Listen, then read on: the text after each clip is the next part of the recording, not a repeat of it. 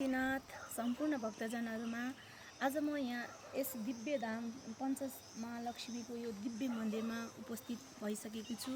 यस दिव्यधाममा चाहिँ यही आउँदो ज्येष्ठ महिनाको 10 गतेदेखि 14 गतेसम्म दिव्य ब्रह्म उत्सव हुने भएकोले यो पवित्र दिव्यधाममा यहाँहरू सम्पूर्ण भक्तजनहरूको लागि हृदयदेखि नै हार्दिक निमन्त्रणा व्यक्त गर्न चाहन्छु। यहाँहरूले यो दिव्यधाममा आएर श्री महालक्ष्मीको दर्शन गर्न सक्नुहुनेछ। यहाँनिर विभिन्न किसिमको मठ मन्दिरहरू लगायत यस्ता महलहरू यहाँ यस दिव्यधाममा अवस्थित छ र यहाँहरूले यो पवित्र भूमिको दर्शन गरेर यहाँहरूले पनि पुण्य कमाउनु हुनेछ भन्ने विश्वास लिएको छु।